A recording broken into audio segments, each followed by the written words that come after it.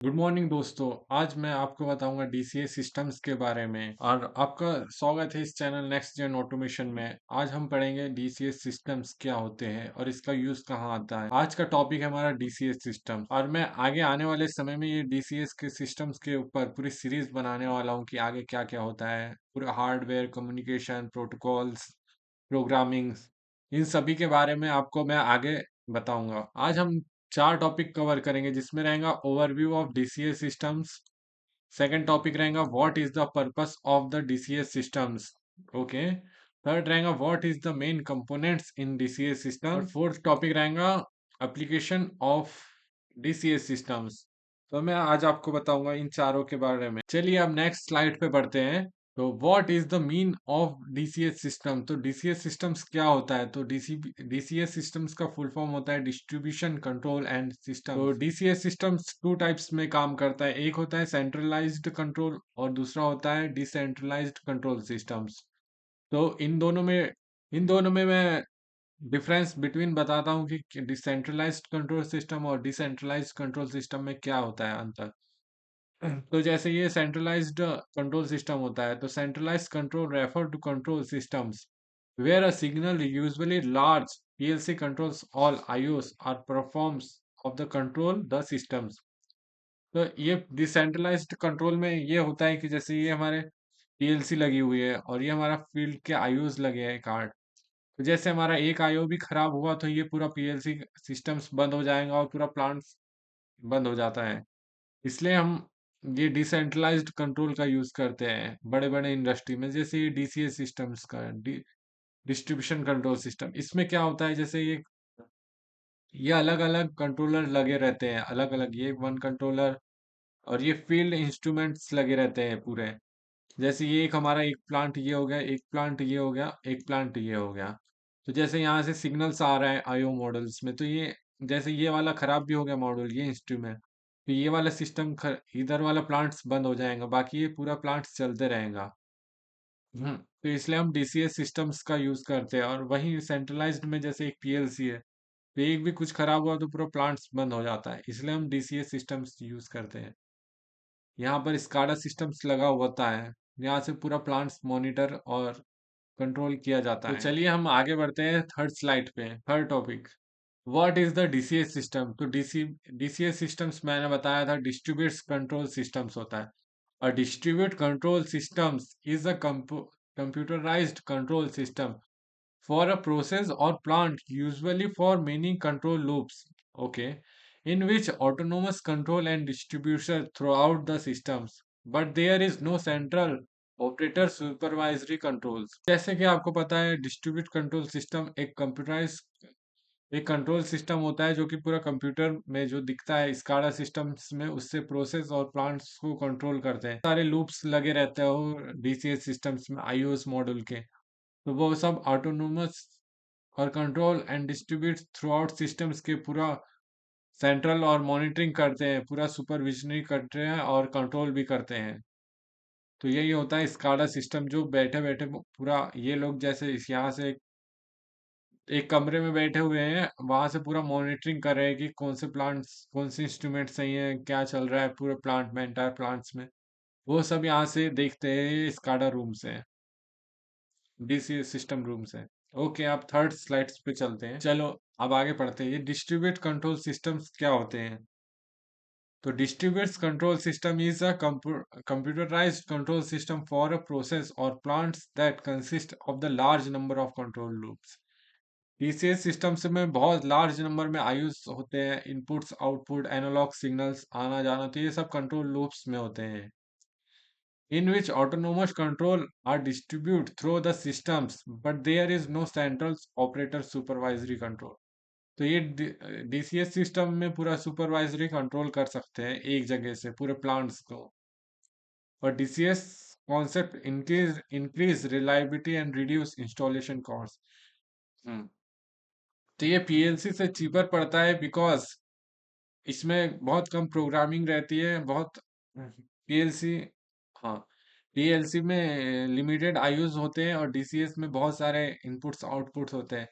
इसकी installation cost भी कम रहती है, क्योंकि पूरे प्लांट्स में हर जगह अलग-अलग पीएलसी लगाएँगे तो बहुत खर्चा आएगा। पर डीसीएस सिस्टम ऐसा नहीं करता है, वो पूरे प्लांट्स को एक साथ जंक्शन बॉक्स मतलब पूरा कंट्रोल करता है, तो वो बहुत रिलायबल्स होता है और रिलायबिलिटी उसकी बहुत अच्छी होती है। TCS trains to use a large continue process plants through which higher reliability and security। इसमें हम ट्रेंड्स भी देख सकते हैं, और ये लार्ज कंटिन्यू प्रोसेस, जैसे बहुत बड़े इंडस्ट्रियल एरिया में बहुत बड़ा प्लांट लगा रहता है, तो उसमें कंटिन्यू प्रोसेस चलती रहती है, कंटिन्यू बहुत लार्ज अमाउंट में, तो ये हमेशा ट्रेंड्स देते रहता है, जैसे कि बार बार सिग्नल कभी बंद नहीं पड़ता है, और ये पूरा प्रोसेस ऑटोमेटिकली होता है, और उसकी सिक्योरिटी भी बहुत टाइट रहती है। चलिए हम नेक्स्ट स्लाइड पे देखते हैं क्या है। हाँ, तो अब हम समझेंगे डीसीएस का स्ट्रक्चर, कि इसमें कैसे क्या होता है।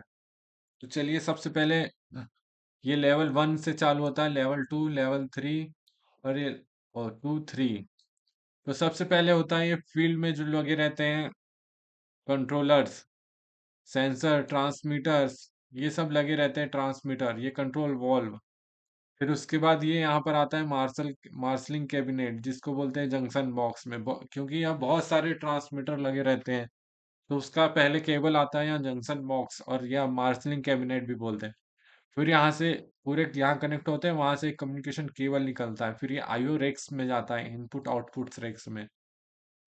ये पूरा जैसे प्लांट 1, प्लांट 2, ये प्लांट 3 हो गया, पूरा तीनों अलग अलग पीएलसी लगी हुई है, ये सिस्टम कैबिनेट लगा रहता है, यहाँ पर पीएलसी वगैरह लगी रहती है, जो कि तीनों की अलग अलग होते हैं, सब अलग अलग सिस्टम्स पर। फिर एक होता है यहाँ पर स्विच, जिसमें कि आके कनेक्ट रहते हैं, कनेक्ट ऑन, ये सब केबलों के थोड़ा और फिर ये होता है ऑपरेटिंग सिस्टम्स, ऑपरेटर स्टेशन, जहाँ से वह समझ लो स्काडा रूम होता है, जहाँ से कंट्रोल किया जाता है इस रूम को।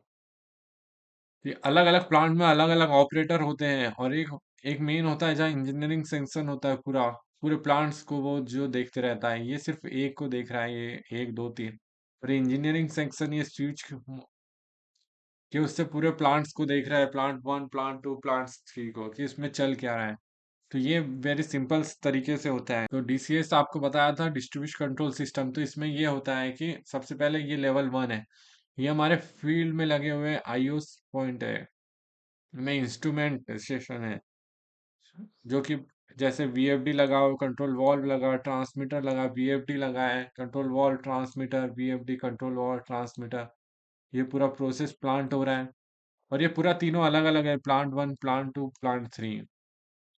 फिर ये कनेक्टेड होते हैं अपने डीसीएस कंट्रोलर से, ये 1 डीसीएस कंट्रोलर, 2 और ये 3, जैसे 1 2 3 प्लांट से अलग अलग। और ये फिर तीनों कनेक्टेड होते हैं इंजीनियरिंग वर्क स्टेशन से, जो कि पूरा स्काडा रूम होता है, जहाँ से पूरा कंट्रोल एंटायर प्लांट्स को कंट्रोल और मॉनिटरिंग किया जाता है। और ये जैसे प्लांट 1, प्लांट 2, प्लांट 3, प्लांट 4, ये इनके अलग अलग भी सेक्शंस होते हैं ऑपरेटर के। और ये प्रिंटर हमारे किस काम में आता है, ये सब ये कम्युनिकेशन केबल, मॉड बस, इथरनेट केबल, ये सब से कनेक्टेड होता है बहुत बड़ा सर्वर रूम से। और ये ओपीएस सर्वर्स का मीन्स होता है ओपन प्रोटोकॉल कम्युनिकेशन, क्योंकि कभी कहीं कोई पीएलसी लगी रहेंगे, कहीं कोई पीएलसी रहेंगे, तो ये सब यहाँ कनेक्ट आएंगी, और ये फिर हमारे ओपन प्रोटोकॉल कम्युनिकेशन से हमारा कम्युनिकेट करवाएगा। फिर ये बता हिस्ट्रियन क्या होता है, तो हिस्ट्रियन ये होता है एक समझ लो कि एक स्टोरेज डिवाइस होता है, जो कि पुरानी से पुरानी फाइल को भी अपने आप में स्टोर करके रखता है, क्योंकि ये जो सीपीयू है ये तो बहुत कम स्टोर करके रखेगा, तो ये जितना भी डाटा है यहाँ 1 2 साल का ट्रेंड्स, अलार्म्स, क्या आया था कितने बजे, 1 2 साल का पूरा डाटा अपने पास रखता है, हिस्ट्री, ट्रेंड्स।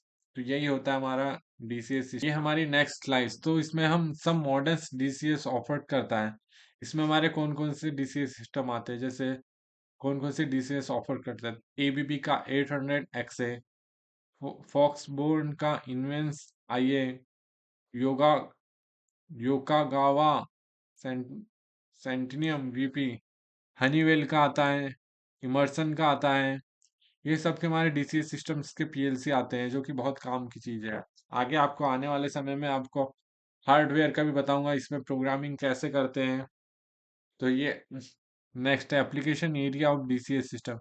हमारा डीसीएस सिस्टम कहाँ कहाँ यूज आता है वो भी आपको पता रहना चाहिए, क्योंकि ये बहुत लार्ज इंडस्ट्री में लगता है। तो ये सबसे पहले आता है केमिकल्स प्लांट्स में, फिर उसके बाद ऑयल एंड गैस रिफाइनरी में, क्योंकि बहुत लार्ज प्लांट्स रहते हैं। पावर प्लांट्स में, वूल एंड पेपर मिल्स में, एग्रोकेमिकल्स एंड फर्टिलाइजर में। ये सब बड़े बड़े इंडस्ट्री होती है जिसमें कि, तो ठीक है गाइस, थैंक यू, आपने इस वीडियो को देखा। आगे मैं आने वाले समय में और भी सीरीज लाऊंगा इस बारे में, डीसीएस सिस्टम्स क्या होता है, आगे कैसा काम करता है। ये तो मेरा पार्ट 1 था। अब मैं देखता हूँ कि मैं कब नेक्स्ट वीडियो लाता हूँ। मैं एफर्ट करूंगा कि रोज एक वीडियो लाऊं और आप लोगों को कुछ जानकारी मिले। Thank you guys. इस चैनल में नेक्स्ट जेन ऑटोमेशन में आपको यह अच्छा लगा होगा तो एक लाइक मत करिए, जो भी लगे आपको करिए, पर कमेंट में जरूर एक कुछ भी लिखिए, आपका डाउट जो भी हो। आपकी जॉब क्यों नहीं लग रही है, इस विषय में वीडियो चाहिए तो मैं बताऊंगा। आगे आने वाले समय में मैं ये डीसीएस सिस्टम्स के बारे में पूरी डिटेल्स वीडियो में लाऊंगा। आगे पार्ट 1 पार्ट 2 ऐसे करके पार्ट में रहेगा, आपको पूरी प्लेलिस्ट बन जाएंगे। पर मैंने आज से शुरुआत की है, देखते हैं। Okay, thank you guys.